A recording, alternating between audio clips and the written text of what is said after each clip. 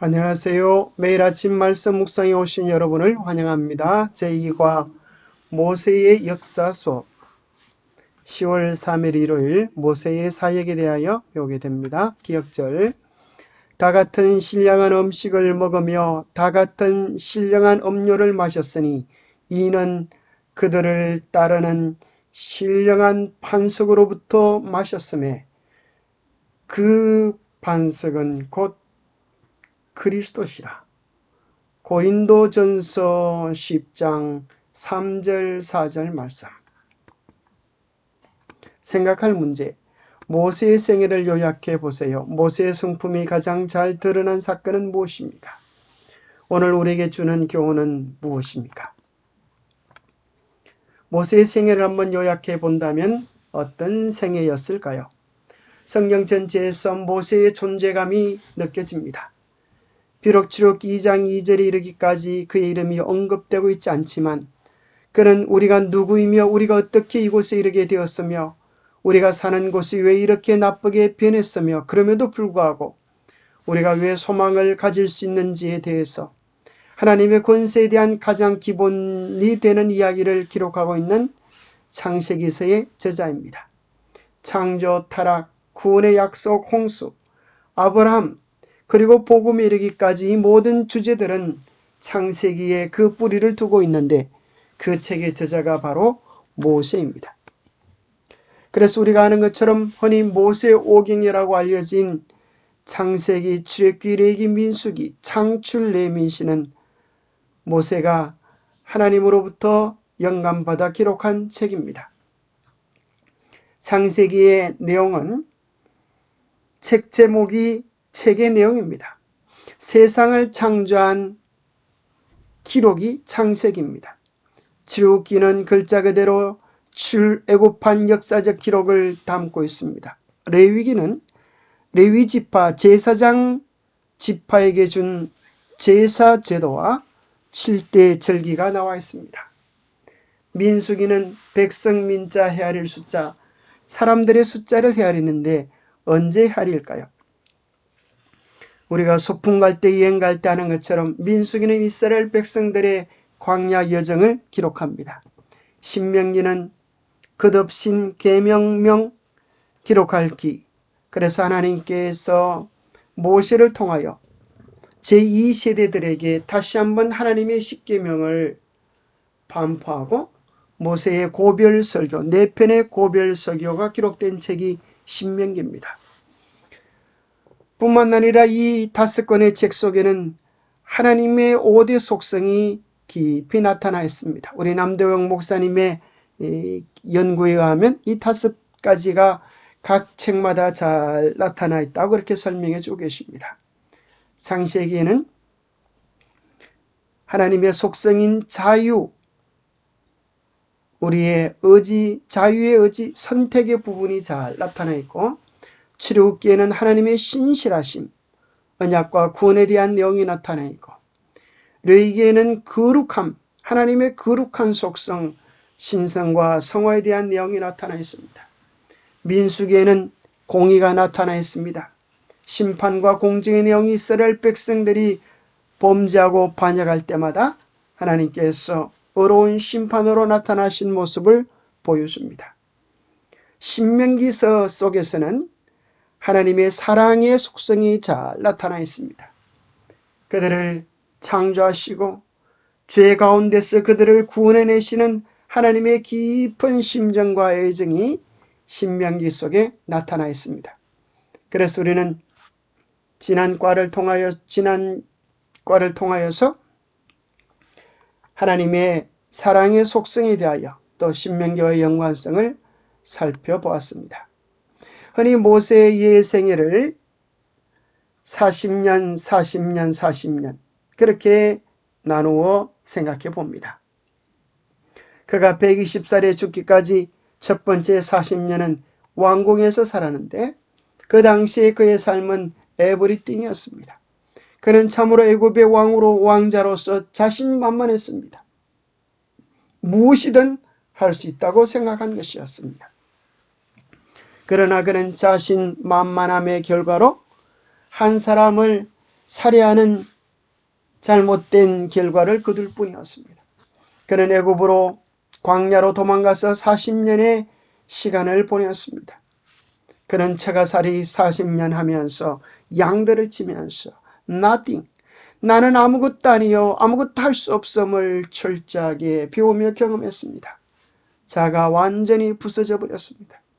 얼마나 자아가 깨어졌는지 하나님께서 부르셨을 때도 나는 아무것도 할 수 없다라고 그렇게 무력한 존재가 되었습니다. 아니 어쩌면 자아가 완전히 깨어졌을 때 비로소 하나님은 그를 쓰실 수 있게 되었습니다. 하나님의 도구로 들려져서 출애굽의 위대한 사명을 감당하는 40년의 시간이 그를 위하여 준비되어 있었는데 그것은 anything의 시간이었습니다. 주님 안에서 무엇이든지 이룰 수 있는 하나님의 능력의 도구로 쓰여지는 40년의 기간이었습니다. 어쩌면 우리 생애도 마찬가지 같습니다. 하나님 앞에 자아가 내가 아무것도 아니라고 완전히 깨어졌을 때 하나님은 자아가 죽은 자들을 통하여 하나님의 뜻을 이루십니다. 내가 죽고 그리스도께서 사시는 것, 내가 죽고 그리스도께서 사시는 것, 이것이 기독교 신앙의 핵심 요지입니다. 신명기서는 4번의 모세의 설교라고 정의 내릴 수 있습니다.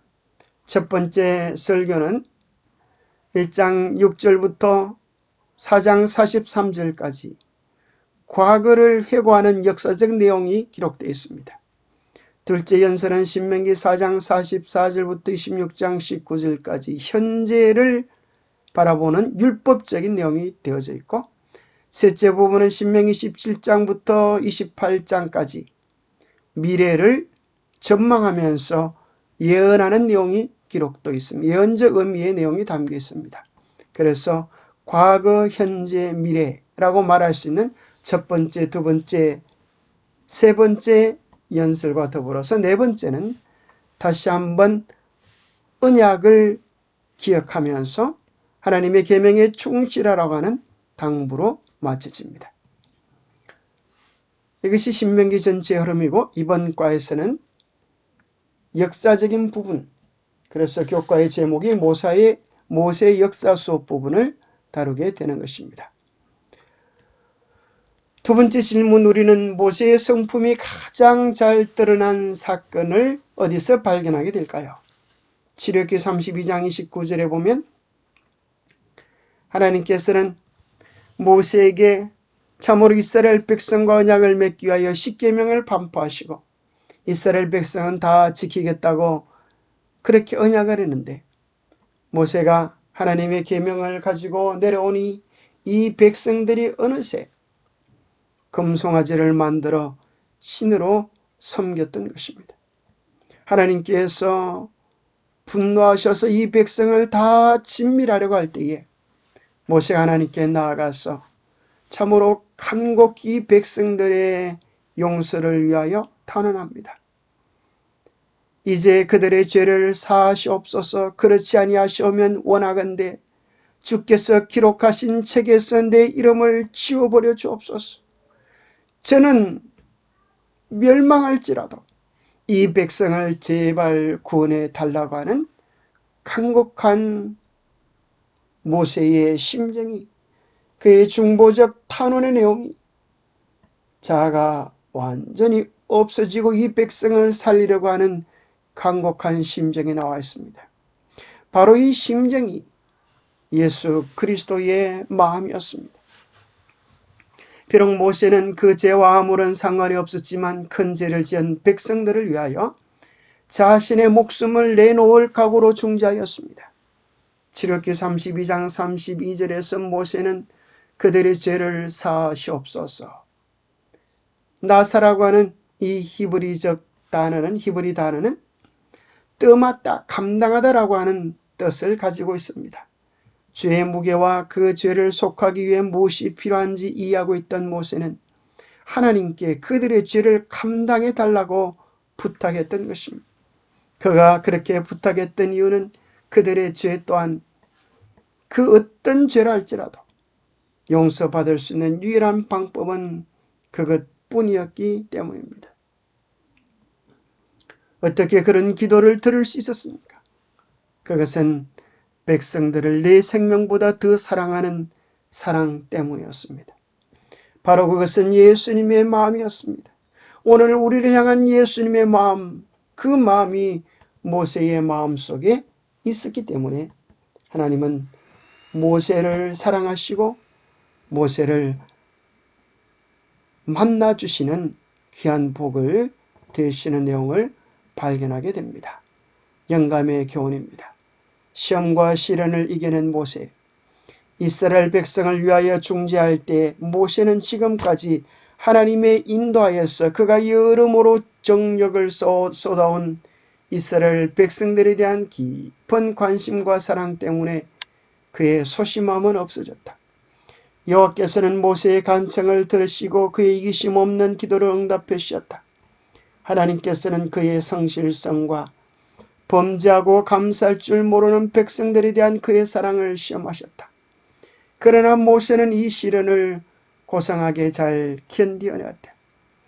오히려 하나님은 이러한 과정을 통하여 모세의 속 마음이 무엇인지를 보셨던 것입니다. 만약에 모세가 하나님 이 죄 많은 백성을 멸해 주시고